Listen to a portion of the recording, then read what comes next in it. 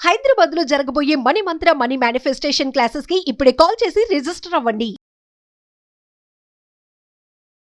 లీలాననాంబుజమధీరముదీక్షమాణం నర్మాణి వేణువివరేషు నివేశయంతం డోలాయమాననయనం నయనాభిరామం దేవం కదానుదయితం వ్యతిలోకయిష్యే. భాగవత కథాసుధ తరువాయి భాగం 8వ రోజు కథలోకి వచ్చాం. అయితే శ్రీకృష్ణ లీలలు వింటున్నామండి.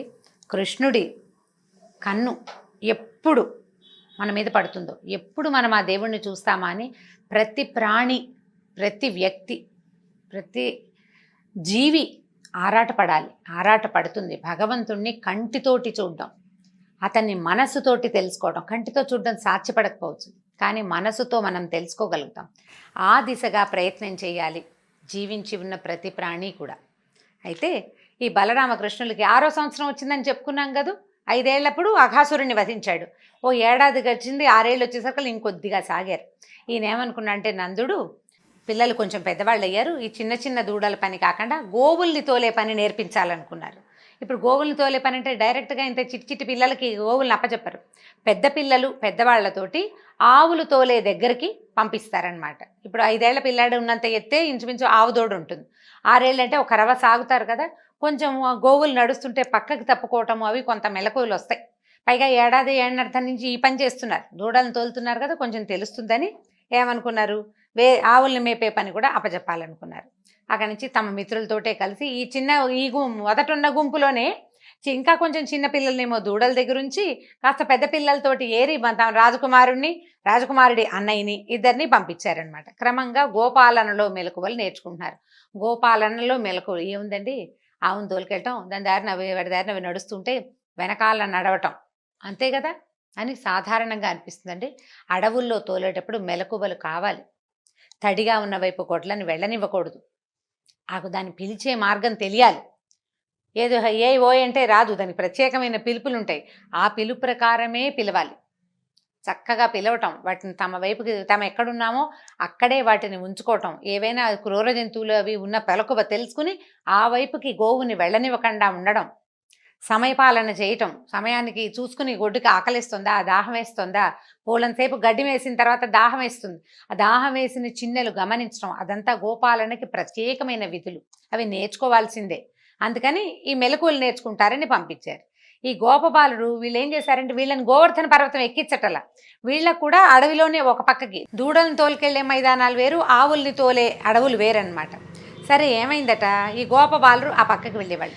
కృష్ణుడికి కంఠం కూడా చక్కటి గొంతట. మామూలుగా ఆయన వేణువు వాయిస్తుండేవాడు.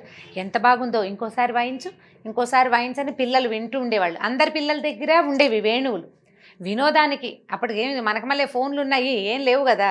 వినోదం, ఆట, సరదా, తర్వాత సంగీతం, వీటిలలోనే రిలాక్స్ అయ్యే పందా ఉండేది అప్పుడు. పిల్లలందరి దగ్గర ఉండేవి. కృష్ణుడిది ఒక ప్రత్యేకమైన బాణి. అసలు ఆయన వేణు వాయిస్తుంటే ఆవులు అటు ఇటు వెళ్ళేవి కాదట. చెవులు దూరబెట్టి ఈయన వైపే చూస్తూ ఉండేవి. ఆయన ఎక్కడుంటే అక్కడికి వచ్చేసేవి. ఆవు కృష్ణుడున్న దగ్గరే ఉండేవట. ఈ పిల్లలు కూడా మైమరిచిపోయి వినేవాళ్ళు. తర్వాత ఒక్కొక్క ఆవుకి ఒక్కొక్క పేరు పెట్టేవాడట ఆయన. మంజులవాణి, మృదుభాషిణి, ఇట్లా చొప్పున ఒక్కొక్క ఆవుని పేరు పెట్టి పిలుస్తుంటే అసలు ఆ పిలిచే పిలుపుకి ఆ పిలుపు తమ కోసమే ఉంటే బాగుండేది అనిపించేదట. అంత అత్యద్భుతమైన స్వరం, అంత మెస్మరైజింగ్ వాయిస్ అన్నమాట. ఏ ఆవుని పిలుస్తున్నాడో ఆ ఆవు రావటం కాదు, ఇంకొక ఆవు నన్ను పిలవటం లేదేమిటని చూసేదన్నమాట. గోపబాలుడు అందరూ కూడా, గోపాలకులు కూడా, ఏం కంఠం, ఈ కంఠం వినడానికే పుట్టాం కదా మనం అని అనిపించేది. ఆ కంఠస్వరం కూడా అట్లా మేఘ గంభీరమైన కంఠస్వరం, చాలా బాగుండేదట. 6 ఏళ్ల పిల్లవాడి పసివాడి కంఠం కాదు, పిలిచేసరికల్లా ప్రాణాలతో పరిగెత్తుకొచ్చే పంచప్రాణాలు ప్రభువుని చేరాలనిపించేంత అత్యద్భుతమైన పిలుపులు, అంత అద్భుతంగా ఉండేదట. అయితే ఈ గోపబాలుడు తరచుగా వెళ్ళే అడవి పక్కన ఒక పెద్ద తాటితోపు ఉండేది. ముందు ఈ వాయించుకున్నారు, ఆడుకున్నారు, యమునలో ఈతలు కొట్టారు. చాలా హడావిడిగా సరదాగా అంతా సాగుతూ ఉంది. రోజుల తరబడి గడుస్తున్నాయి. అట్లా ఋతువులు మారుతుంటే, రోజులు మారేసరికల్లా వాతావరణం మారుతూ ఉంటుంది. ఎండగా ఉంది, నీడగా ఉంది, అలా ఉంది, ఇలా ఉంది అని భావిస్తూ ఉంటారు. ఇప్పుడు ఎండ పెరిగింది, రేపటి నుంచి ఎండ పెరుగుతుంది, ఈ కార్తె వచ్చింది, ఇవన్నీ లెక్కలు ఉంటాయి కదా, పల్లెటూరి లెక్కలు. ఇప్పుడు కూడా మనకి పల్లెటూళ్ళల్లో ఆ లెక్కలు ఉన్నాయి. ఇక అప్పటి కాలంలో పూర్తిగా సూర్యుడిని చూసే గమనాన్ని బట్టే కార్తెలు అవి నిర్ణయించుకునేవాళ్ళు. అయితే ఈ గోపబాలూరులో ఒక కుర్రవాడు ఏం చెప్పాడంటే, మీ ఇద్దరు చాలా బలశాలు, ఇప్పుడు చిన్న పిల్లాడే వాళ్ళని వీళ్ళని కొట్టేస్తాడు, ఎవరైనా వచ్చారంటే వాళ్ళ అంతు చూస్తాడు, ఇక వాళ్ళ అన్నయ్య అంటే ఈయన కాళ్ళు పిసికే అన్నయ్య ఇంకా ఎంత గొప్పవాడు. పిల్లలు ఆడుకునేటప్పుడట కృష్ణుడు ఎవరో ఒకళ్ళ ఒళ్ళో తలబెట్టుకుని పడుకునేవాడు. కొంతమంది పిల్లలు కృష్ణుడు ఒళ్ళో పడుకునేవారు. అప్పుడప్పుడు బలరాముడు పడుకుంటే మా అన్నయ్య కదా మరి, అందుకని కృష్ణుడు ఆయన దగ్గర కూర్చున్న పాద సంవాహన కాళ్ళు పిసికేవాడట. బలశాలి అయిన వాడు ఒక అన్నయ్య కాళ్ళు పిసుకుతున్నాడంటే ఆ అన్నయ్య ఎంత గొప్పవాడు, ఆయన ఇంకా బలశాలి. కాబట్టి మీ ఇద్దరు ఇంత గొప్పవాళ్ళు. ఈ పక్కనే ఒక తాళ్లతోపు ఒకటి ఉంది, తాడి చెట్లు ఉన్నాయన్నమాట మొత్తం. ఆ తాడి చెట్లలో ఎంత పెద్ద పెద్ద తాటి పళ్ళోట, ఎవరు మానవ మాత్రుడు ప్రవేశించాడు అందులోకి. ఎందుకంటే అక్కడ ధేనుకాసురుడు అని ఒక రాక్షసుడు ఉన్నట్టు. వాడు ఏమిటంటే గాడిద రూపంలో ఉంటాడు. మొత్తం వాడి అనుచరులందరూ గాడిద రూపాల్లోనే ఉంటారు. ఆ వనంలోకి ఒక్క ప్రాణి ప్రవేశించినా విరుసుకు తినేస్తారు వాళ్ళంతా. ఆ తాడి చెట్ల వాసనకి, ఈ వాసన తాటిపళ్ళు మహావాసన వస్తాయండి, రమ్మంటాయి. ఎంత ఘుమఘుమలాడుతుందో, అది పండినప్పుడు ఎంత ఘుమఘమో, కాల్చినాక తింటుంటే కూడా అంతా ఘుమఘమగా ఉంటుంది. మామిడి పళ్ళు కూడా అంత పిల్లవ్వమని, తాటిపండు అంత ఆకర్షిస్తుంది. పైగా సులువుగా కోసుకోవటం కుదరదు కదా, తాడి చెట్టు ఎక్కాలి, లేదా తాటి చెట్టుని ఊపుతారు, అప్పుడు బాగా మిగలపండిన పండు రాలి పడుతుంది అనమాట. కింద పడినా పెద్దగా పాడవదు. తెలిసి ఉంటుంది కదా అందరికీ, తాటిపండు అంటే ముంజకాయలు తింటాము, అవి బాగా ముదిరిపోయిన తర్వాత పండిపోతాయి. ఈ ముంజలకి బయట ఉండే గుజ్జు ఇలా తినడానికి బాగుంటుంది అన్నమాట, చాలా రుచిగా ఉంటుంది. అయితే వీళ్ళేం చెప్పారు, ఈ గోపబాలూరులో పెద్దవాడైన కుర్రాడు, పక్కన ఉన్న తాళ్లతోపులో పెద్ద పెద్ద తాటిపళ్ళు ఉన్నాయి, ఆ తాటిపళ్ళని ఎవరు కోసుకోవడానికి వీల్లేదు, అక్కడ ఉన్న ధేనుకాసురుడు ఎవరిని లోపలికి రానివ్వడు, మీ ఇద్దరు ఇంతమంది రాక్షసులను చంపారు అంటే, తమ్ముడు చంపాడు, అన్నయ్య పక్కనే ఉన్నాడు, అన్నయ్య సహాయం ఉంది కదా, ధేనుకాసురుడప్పుడు అన్నయ్య కూడా సహాయం చేశాడు. కాబట్టి నువ్వేం చేస్తావంటే మా మాట విని చక్కగా మీ ఇద్దరు అందులోకి వెళ్ళి కాసిన తాటిపళ్ళు కోసుకొస్తే అందరం కలిసి తిందామన్నారు. ఇది బాగానే ఉంది కదా, తాటిపళ్ళు తేవాలంటే సరే కృష్ణుడు అన్నాడు, భయానికి ఏముంది, అందరం వెళ్దాం పదండి, ఎవరు వస్తారో చూద్దాం అనేసరికి ఉత్సాహంగా ఉంది వీళ్ళకి. తాటి చెట్లని అంటే ఏదైనా పండు ఎవరైనా తెచ్చి పెడితే ఉండే ఉత్సాహంతో పాటు అదొక ఉత్సాహం అయితే, మనమే స్వయంగా కోసుకుని తింటుంటే ఇంకా గొప్ప ఉత్సాహంగా ఉంటుంది. పిల్లలందరూ కొంతమంది పెద్ద పెద్ద పిల్లలంతా బయలుదేరారు, చిన్న పిల్లలు ఇక్కడే కూర్చున్నారు చద్దెనాలు ఆరగిస్తూ. సరే వీళ్ళంతా లోపలికి వెళ్ళేసరికల్లా ఏమైంది, లోపలికి వెళ్ళేసరికి పెద్ద పెద్ద తాడి చెట్లు చాలా పెద్దవి. ఈయన ఏం చేశాడట, ఒక్క తన్ను తన్నేట బలరాముడు ఒక చెట్టుని తన్నేసరికల్లా జల జల జలమని తాటిపళ్ళు పడ్డాయి. పైనుంచి ఏదైనా కిందకి పెడితే పెద్ద మోత అవుతుంది చూడండి, శబ్దం అవుతుంది కదా. పైగా ఈ తన్నిన తాడి చెట్టు, దానికి ఆకులు ఇట్లా బయటికి విస్తారంగా బయటకు వస్తాయి కదా, పక్కనున్న తాటి చెట్టుకు తగిలేసరికల్లా ఈ ఆకుల మోత కూడా చాలా పెద్ద మోత.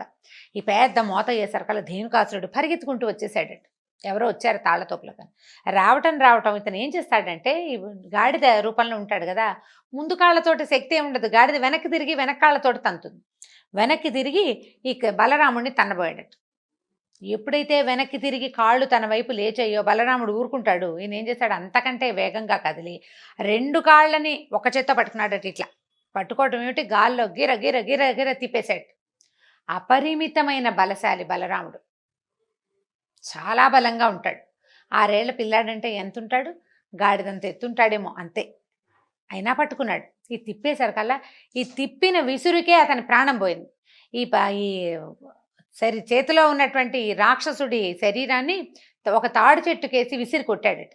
కొట్టేసరికల్లా ఆ తాడి, ఇతని మహాకాయం, ఇది వెళ్ళి తగలంగానే ఆ తాడి చెట్టు విరిగి పక్క తాడి చెట్టు మీద పడింది. పళ్ళు జలజల రాలినాయి. ఇది పోయి 2వ చెట్టు, ఆ 2వ చెట్టు పోయి 3వ చెట్టు మీద పడి, వరుసగా ఒక చెట్టు మీద ఒక చెట్టు పడి చెట్లన్నీ కూలిపోయింది. ఈ గలాభాకి ఎప్పుడైతే ఈ చావు కేక పెట్టిన రాక్షసుడు కాళ్ళు పట్టుకుని తిప్పేసరికల్లా వాడు కామ్గా ఎందుకుంటాడు, పెద్ద పెద్ద కేకలు పెట్టాడు. గాడిద ఓండ్ర పెడుతుంది కదా, ఆ ఓండ్ర అది కూడా చావు కేకలాగా వినపడేసరికి ఆ లోపల ఉన్న రాక్షసులందరూ గాడిదల రూపాల్లో బయటకు వచ్చేసారు. వస్తే ఇంకేముంది, ఇద్దరు కలిసి దొరికిన వాడిని దొరికినట్టు కొట్టారు. కృష్ణుడు బలరాముడు కూడా. ధేనుకాసురుడు బలరాముడి చేతిలోనే మరణించాడు. ఆ తర్వాత ఇదేమిది, తాడి చెట్టు పోయి ఇంకో దాని మీద పడింది. వరుసగా ఒక్కో చెట్టు పడిపోయినాయి. వీళ్ళంతా వచ్చిన వాళ్ళని ఇద్దరు వాళ్ళ మీద పడ్డ. వీళ్ళకి ఏంటంటే వాటికి వచ్చింది గాడిదలు కాబట్టి వెనక్కి తిరిగి వెనకాళ్లతోటే యుద్ధం చేయగలవు. ఆ కాళ్ళు ఎత్తినప్పుడు తమ కాళ్ళని ఎవడైనా పట్టుకుంటున్నారేమో వెనకాల ఉన్నవాడు అనే ధ్యాస ఉండదు, వాటికి తెలీదు. ఈ కాళ్ళతో తనగలవు. ఇక వెనక్కి తిరిగిన ప్రతి గాడిద కాళ్ళు పట్టుకోవటము, విసిరి కొట్టేయటమే వీళ్ళు. తాడి చెట్లన్నీ విరగొట్టేశారు. మొత్తం తాటి చెట్ల మీద ఉన్న పళ్ళన్నీ కింద పడిపోయినాయి. మొత్తం తాటి చెట్లు ఒకదాని మీద ఒకటి పడితే ఉంది, తలకాయలు విరిగిపోతాయి కదా. తాళ్లవనం ఖాళీ అయిపోయిందట. ఇక ఈ కనబడిన పళ్ళు పిల్లలు కాల్చుకుని తిన్నారు, పచ్చివి తిన్నారు, మోసుకొచ్చారు. కొన్ని గోవుల మీద వాటిని మోయండి ప్లీజ్ అని బతిమలాడి కొన్ని ఆవుల మీద కూడా వేసుకుని ఇళ్ళకు కూడా తెచ్చుకున్నారు. ఈ రకంగా ధేనుకాసురుని సంహరించేశారు ఇద్దరు కలిసి. ఆ తర్వాత ఏం జరిగిందంటే, యమునా నదీ తీరంలో ఒక లోతైన మడుగుందట. రోజులు గడుస్తున్నాయి ఇట్లాగే. పొద్దున్న నుంచి సాయంకాలం దాకా అడవుల్లో తిరుగుతారు, ఇంటికి వస్తారు. తల్లులు చక్కగా పిల్లలు రాగానే సాయంత్రాలు శుభ్రంగా అంటే బురదలో తిరిగొచ్చారు, మట్టిలో తిరిగొచ్చారని ఒంటికి నూనె రాసి చక్కగా స్నానాలు చేయించి వేడి వేడి అన్నాలు తినిపించి పెందరాళ్ళే పడుకోబెడతారు. వీళ్ళు పొద్దున్నే లేవటం, మళ్ళీ ఏముంది, మళ్ళీ ఆవునో దూడనో తోలుకుని ఊళ్ళో ఉన్న పిల్లలందరూ బయటికి వెళ్ళిపోవటం. తల్లులు ఇళ్లల్లో పని చేసుకునేవాళ్ళు. సాయంకాలం అయ్యేసరికి మళ్ళీ వెనక్కి తిరిగి వెళ్ళేవాళ్ళు. ఇది రోజుకొకటి జరిగిందని చెప్పబడటం లేదండి. అట్లా కొద్ది రోజులు గడిచికంత ప్రశాంతంగా పిల్లల ఆటపాట అన్నీ ఆడుకుంటూ వీళ్ళు హుషారుగా ఉంటారు. మధ్యలో ఒక ఉత్పాతం జరుగుతూ ఉంటుందన్నమాట. అయితే ఏమైందట, ఈ యమునా నదీ తీరంలో ఒక లోతైన మడుగుందట. వీళ్ళు యమునకి దగ్గరలో ఉన్నారు కదా, అంటే నదీ తీరంలో మడుగు ఉండటం ఏమిటంటే, ఈ నదీ పరివాహక ప్రాంతాల్లో చెరువులు ఏర్పడతాయి. సాధారణంగా ఏం చేస్తారంటే, చెరువులు కొంచెం ఊళ్ళకి దగ్గరగా తవ్వుకుని ఈ నది నుంచి కాలువలు ఏర్పరచుకుని కాలువలో నుంచి నీళ్లు ఆ చెరువుల్లోకి పారేటట్టు, ప్రతిసారి నది దాకా రావక్కర్లేకుండా అన్నమాట. ఇట్లా మానవ నిర్మితాలైన మడుగులుండేవి. కొన్ని సహజంగా వానలు పడ్డప్పుడు గుంటలు ఏర్పడి క్రమంగా అవి మడుగుల్లాగా ఫామ్ అయ్యేవి. అట్లా ఏర్పడిన ఒక మడుగుందట. ఆ మడుగులో కొన్ని విషసర్పాలు ఉన్నాయట కొంతకాలంగా. అదేంటంటే, ఆ మడుగులో నీళ్లు విషమయంగా ఉంటుంది. ఎప్పుడు చూస్తే తుక ఉడుకుతున్నట్టు ఉంటుంది. అంతా విషమేట దాని నిండా. దాని దగ్గరికి ఎవ్వరూ వెళ్ళరు. జంతువులకి వాటికి స్పష్టంగానే తెలుసు. అయితే ఈ పరీక్షణ్ మహారాజుకి సుఖమహర్షి చెప్తున్నాడు, కృష్ణుడు ఆ మడుగులో నీళ్ళని శుభ్రం చేశాడు, అక్కడున్న సర్పాలని తరిమేశాడు, ఆ నీటిని పానయోగ్యంగా తయారు చేశాడు అని చెప్పేసరికల్లా పరీక్షిత్తుకి సందేహం వచ్చింది. ఎలా? మామూలుగా పెద్ద పెద్ద చెరువుల్లోనూ వాటిలోనూ ఏవో 2-3 పాములు ఉంటాయి. అవేవో ఉన్న కప్పలనో చేపలనో పురుగులనో తినడానికి, నతగుళ్ళని వాటిని తినడానికి వస్తాయి. కానీ ఒక మడుగే పూర్తిగా సర్పాలకి ఆలవాలంగా ఎలా అయ్యింది, ఎలా విషతుల్యం అయిపోయింది, అక్కడ ఉన్న నీరు విషతుల్యం అయిపోయింది అంటే ఏదో ఒక చుక్క వేస్తే కాదు కదా, మడిగెడు నీళ్లలో ఇంత విషం వేస్తే కాదు, దాని నిండా అది ఎంత ఉందో ఎత్తుకు ఎత్తు విషం ఉంటేనే విషతుల్యం అయిపోతుంది. ఎలా జరిగింది అని అడిగితే ఈయన చెప్తున్నాడు సుఖమహర్షి, ఆ మడుగులో కాళీయుడనే మహాసర్పం తన పరివారంతో నివాసం ఉండేది. వాటి విషం చేత నీరు మరుగుతోందనిపించేదట. తర్వాత ఆ నీటి స్పర్శ తగిలినా, ఆ నీళ్ల మించి వచ్చే గాలి తగిలినా ఏ జీవి బతికేది కాదట, బతకదు. ఆ సమీపంలో వచ్చే జంతువులు, ఆ పైన గాల్లో ఎగిరే పక్షులు కూడా ప్రాణం పోయి పడిపోయేవి. అక్కడి నుంచి చుట్టుపక్కల ఉన్న చెట్లన్నీ ఆ వేడి గాలికి అన్నీ చచ్చిపోయేవట. మొక్కలు కూడా ఉండేవి కాదు పెద్దగా, ఏవో మొండి చెట్లు 1-2 ఉండేవి తప్పిస్తే చిన్న పొన్న ఏమీ లేదు. అసలు పచ్చదనమే లేదు. మామూలుగా నీరున్న చోట ఎంత పచ్చగా ఉండాలి, కానీ పచ్చదనం లేదు. విషం వల్ల అది కాళీయుడనే సర్పానికి ఆలవాలంగా అయ్యింది అని ఆ మడుగు గురించి చెప్తున్నాడు. రేపటి కథలో మనం కాళీమర్దనం కథ విందామండి. సాకల్యంగా తొందరగా చెప్పడానికి అది నిదానంగా చెప్పుకుందాం. ఇంతటితోటి ఈరోజు భాగవత కథాసుధ సమాప్తం. నమస్కారం.